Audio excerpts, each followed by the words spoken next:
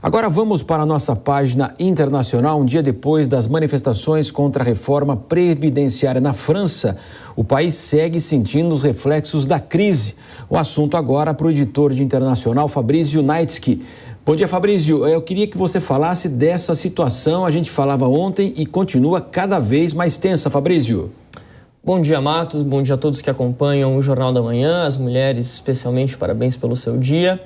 Ontem a gente falou aqui, Matos, que a intenção dos sindicatos com os protestos era de deixar a economia francesa de joelhos. E parece que é isso mesmo que está acontecendo. Para se ter ideia, a empresa PetroIneos, que é uma representante do setor petrolífero, uma fusão entre a britânica Ineos e a Petrochina, ela reportou hoje 80% dos funcionários em greve.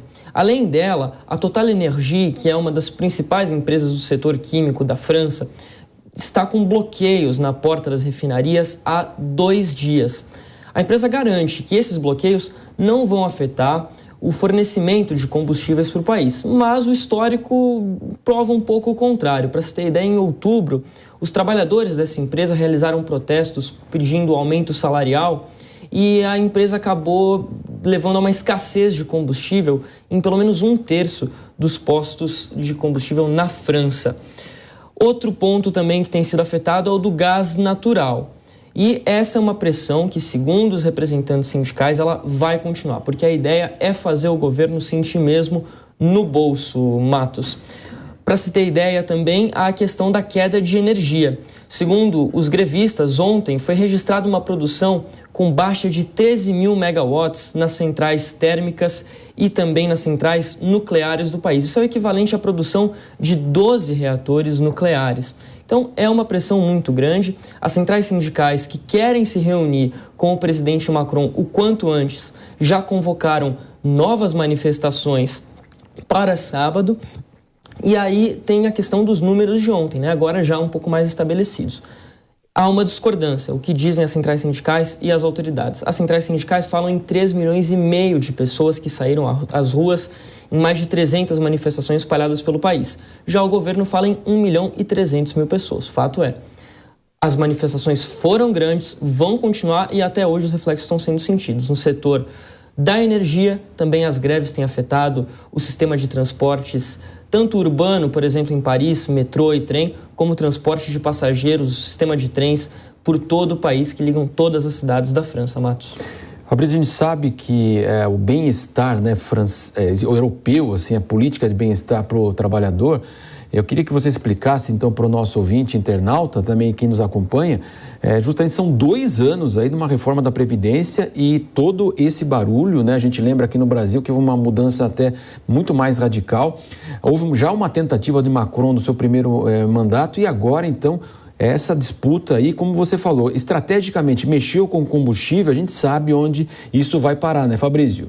Pois é, a gente teve já manifestações parecidas aqui no Brasil, né? Greve dos caminhoneiros, por exemplo, já de alguns anos atrás. Isso pesa muito no bolso do consumidor, que fica mais revoltado ainda com o governo e dificulta as contas do governo francês, ainda mais num cenário pós-pandemia. A reforma, para a gente deixar bem claro para quem está acompanhando aqui, qual que é a proposta do governo Macron atualmente? A idade mínima para a aposentadoria nesse momento é de 62 anos. Ele quer passar essa idade mínima para 64 a partir de 2030. E o tempo de contribuição dos trabalhadores para que eles recebam uma pensão integral da aposentadoria também vai ter que aumentar. Então, essa é uma questão que está sendo muito debatida, isso tudo num país, como a gente já havia destacado aqui, né, que tem um histórico muito forte de manifestações e manifestações violentas contra o governo, inclusive manifestações estratégicas. Eu estava recordando aqui antes de entrar no estúdio, Matos, em 2019 os franceses na manifestação do Gilets jaunes, dos coletes amarelos, por exemplo, para manifestar contra o governo, eles foram até a Avenida Champs-Élysées, a principal, a mais famosa avenida de Paris, e arrancaram os paralelepípedos da avenida para fechar a avenida completamente, sem destruir nenhum patrimônio, apenas arrancando o paralelepípedo e evitando ali a passagem de veículos. Ou seja, é um país com histórico de protestos muito forte realmente. Agora, falando sobre a guerra na Ucrânia, o ministro do governo negou a responsabilidade em um caso de sabotagem em um gasoduto. Fabrício, quais são os detalhes aí desta história agora, mais uma história dessa guerra? Pois é, esse é o gasoduto Nord Stream, é um gasoduto que sai da Rússia e vai em direção até a Alemanha e distribui gás natural por toda a Europa. Em setembro do ano passado, esse gasoduto teve 4 vazamentos na região do Mar Báltico.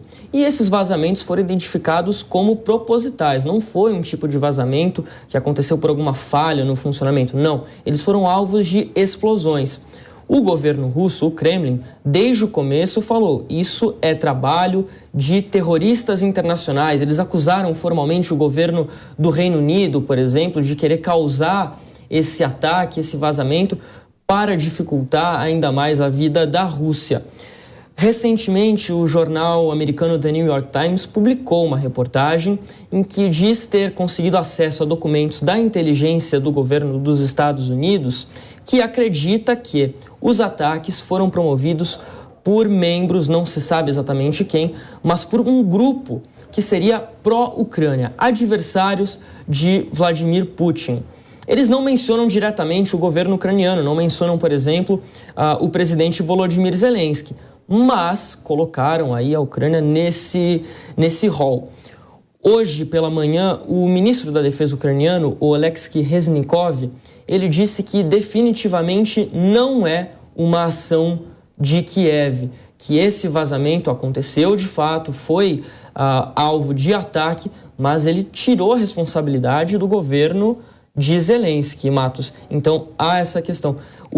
É muito importante destacar aqui, né, o Nord Stream, tanto o Nord Stream 1 quanto o Nord Stream 2, o sistema de gasodutos, eles abastecem a Europa e tem sido um alvo de disputas desde o começo da guerra, porque com o apoio do Ocidente, com o apoio da União Europeia à Ucrânia no conflito, a Rússia já por várias vezes ameaçou, não só ameaçou, como de fato executou o fechamento dessa passagem de gás que impacta e muito na energia, no fornecimento de energia para toda a Europa, Matos. Fabrício Naitsky, o nosso editor de internacional, claro que ele vai retornar aqui na programação da Jovem Pan. Valeu, Fabrício.